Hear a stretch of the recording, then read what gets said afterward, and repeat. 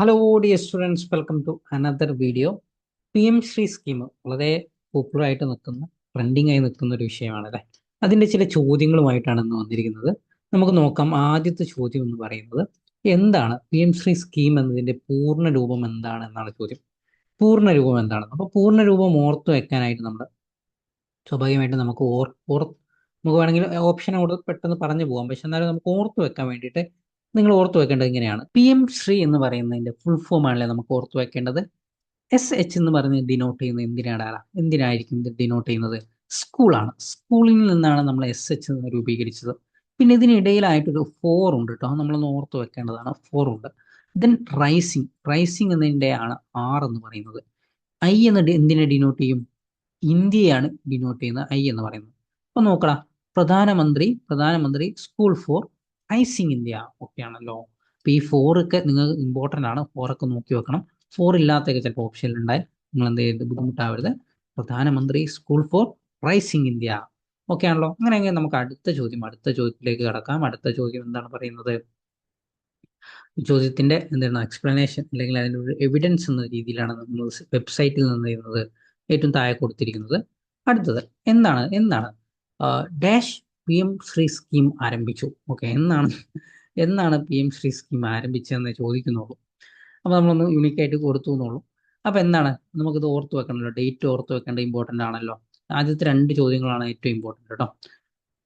ഇത് ആരംഭിച്ചത് 2022 എന്നുള്ളത് നിർബന്ധമായിട്ട് ഓർത്തു വെക്കണം.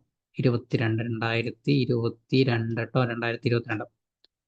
ഇനി മന്ത് ഓർത്ത് വെക്കണമല്ലോ. മന്ത് ഓർത്ത് വെക്കാൻ നമുക്കൊരു ഒരു യുണീക്ക് വിദ്യയുണ്ട്. എന്താണ്? നമ്മളിത് സ്കൂളുകളെ കുറിച്ചാണല്ലോ പറയുന്നത്. സ്കൂൾസുമായി ബന്ധപ്പെട്ടതാണ്. അപ്പം സെപ്റ്റംബർ 5th ഒരു കണക്ഷൻ ഉണ്ടല്ലോ. ഇന്ത്യയിൽ നമ്മൾ ടീച്ചേഴ്സ് ഡേ ആയിട്ട് ആചരിക്കുന്നത് അല്ലെങ്കിൽ സെലിബ്രേറ്റ് ചെയ്യുന്നതാണ്. അപ്പൊ അത് നിങ്ങൾ കണക്ട് ചെയ്തുകൊണ്ട് എന്ത് ചെയ്യണം? സെപ്റ്റംബർ 7th എന്ത് ചെയ്യുന്നത്? നമ്മളിത് ലോഞ്ച് ചെയ്തത് എന്നുള്ളത് മനസ്സിലാക്കി വെക്കണം. ഇമ്പോർട്ടൻ്റ് ആണല്ലോ. ലോഞ്ച് ചെയ്തത് സെപ്റ്റംബർ 7th. ഇനി നോക്കൂ, ലോഞ്ച് ചെയ്ത ഡേറ്റ് ഒക്കെ അവിടെ കൃത്യമായിട്ട് പറഞ്ഞ ലോഞ്ച് ഓൺ സെപ്റ്റംബർ 7, 2022 ഒക്കെ ആണല്ലോ. ദെൻ ഇതിന്റെ കാലാവധി, പി എം ശ്രീ പദ്ധതിയുടെ കാലാവധി എത്രയാണ്? അപ്പൊ ഏത് വർഷം മുതൽ ഏത് വർഷം വരെയാണ് നാം ഉദ്ദേശിക്കുന്നത്. പക്ഷെ നമ്മളിവിടെ അക്കാഡമിക് ഇയറിൽ പറയുമ്പോൾ ചിലപ്പോൾ ഒരു കൺഫ്യൂഷൻ നമുക്ക് വരാതിരിക്കാൻ വേണ്ടിയിട്ടാണ്. എന്നെങ്ങനെയാ പറയുന്നത്? 2022-23 കാലഘട്ടത്തിൽ 22 നമുക്ക് കിട്ടും. എങ്ങനെ? ലോഞ്ച് ചെയ്ത വർഷം. ഓക്കെ ആണല്ലോ. ദെൻ എവിടെ വരെയാണ്? 2026-27 വരെയാണ്. ഓക്കെ, 2026-27 വരെയാണ്. ഇത് രണ്ടും അക്കാഡമിക് ഇയർ ആണ്. അപ്പൊ ഇത്രയും കാലാവധി, കാലാവധിയിലായിരിക്കും നമ്മൾ എന്ത് ചെയ്യുക? ഈ സ്കീം നടപ്പിലാക്കാൻ പോകുന്നത്. ഓക്കെ ആണല്ലോ. അങ്ങനെ നമുക്ക് എന്ത് ചെയ്യാം? ഓക്കെ, ഇതിന്റെ എവിഡൻസ് നമ്മൾ നൽകിയിട്ടുണ്ട്. 2022-23 മുതൽ 26-27 വരെയാണ് നമ്മൾ ഈ സ്കീം എന്ത് ചെയ്യുന്നത്? നമ്മൾ നടപ്പിലാക്കാൻ പോകുന്നത് എന്നുള്ളതാണ്. പി എം ശ്രീ സ്കീമിന്റെ കേന്ദ്ര സംസ്ഥാന വീതം എത്രയാണ്? വളരെ ഇമ്പോർട്ടൻ്റ് ആണ്. എങ്ങനെയാണ്?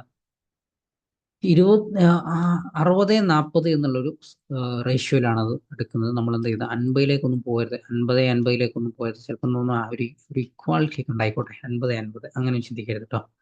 ഇനി ചിലപ്പോൾ കൂടുതൽ കുറച്ച് കേന്ദ്രം എടുക്കട്ടെ, അപ്പം നമ്മൾ കുറച്ച് നന്നായിട്ട് കുറയട്ടെ എന്നൊക്കെ ചിന്തിച്ച് 70-30ലേക്കും പോയത്. 60-40 അങ്ങോട്ടും ഇങ്ങോട്ടും ഇല്ലാന്നും പറയാൻ പറ്റില്ല. 60 കുറച്ച് കൂടുതലായിട്ട് കേന്ദ്രം എടുത്തു. കുറച്ച് നമ്മൾ എന്ത് ചെയ്തു? സംസ്ഥാനം എടുത്തു. അപ്പൊ 60-40 എന്നുള്ള സംഖ്യ ഓർത്തു വെക്കണം. 60-40. അതിൽ 60 ആരായിരിക്കും? സെൻട്രൽ ഗവൺമെന്റ് ആയിരിക്കും. ഇതാരായിരിക്കും? 40 അല്ലെങ്കിൽ 40 ആരായിരിക്കും? സ്റ്റേറ്റ് ഗവൺമെന്റ് ആയിരിക്കും. ഒക്കെ ആണല്ലോ. അങ്ങനെയെങ്കിൽ നമുക്ക് എന്ത് ചെയ്യാം? അങ്ങനെയെങ്കിൽ നമുക്ക് അടുത്തൊരു ചോദ്യം കൂടി ഓക്കെ, അടുത്തൊരു ചോദ്യം. നമ്മളിവിടെ ഒരു എക്സെപ്ഷൻ വരുന്നുണ്ട്. അവിടെ ഒരു എക്സെപ്ഷൻ വരുന്നുണ്ട്. എങ്ങനെയാണ്? 60-40 ഒരു എക്സെപ്ഷൻ വരുന്നത് 90-10 ആയി മാറുന്നത്. 90-10 മാറുന്ന കേസ് എങ്ങനെയാന്ന് വെച്ചാൽ, നോർത്ത് ഈസ്റ്റേണും അതുപോലെ ഹിമാലയൻ സ്റ്റേറ്റുകളും അവയ്ക്കും എന്ത് ചെയ്യുന്നു? ഈ 90-10 എന്നുള്ള റേഷ്യോയിലോട്ട് വരും. ഇതിന് എന്ത് ചെയ്യുന്നു? ജമ്മു കാശ്മീർ അല്ലെങ്കിൽ നമ്മൾ ഈ പറഞ്ഞ യൂണിയൻ ടെറിട്ടറി വിത്തൗട്ട് ലെജിസ്ലേച്ചർ ആണെങ്കിൽ അവിടെ 100% ആരെടുക്കും? സ്റ്റേറ്റ് എടുക്കും, അല്ല നമ്മൾ സെൻട്രൽ എടുക്കും എന്നുള്ളതാണ്. ഏറ്റവും അവസാനത്തെ ചോദ്യം എന്ന് പറയുന്നത് കുറച്ച് ഡീപ്പായിട്ടുള്ള ചോദ്യമാണ്. നമ്മൾ ജസ്റ്റ് ഒന്ന് കേട്ടിരിക്കുക. നിങ്ങൾ എന്ത് ചെയ്യുക? പി എം ശ്രീ പദ്ധതിയുടെ മോണിറ്ററിംഗ് ഫ്രെയിം വർക്ക് അറിയപ്പെടുന്നത് എന്താണ്? മോണിറ്ററിംഗ് ഫ്രെയിം വർക്കിന്റെ പേരെന്താണ്? സ്കൂൾ ക്വാളിറ്റി അസസ്മെന്റ് ഫ്രെയിം വർക്കാണ്. എന്താണ് school quality assessment frame work? നമ്മൾ എന്ത് ചെയ്യുന്നുണ്ട്?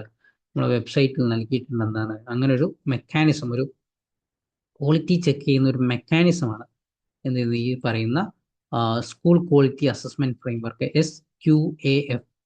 Evaluation mechanism, monitoring and evaluation മെക്കാനിസമാണ്.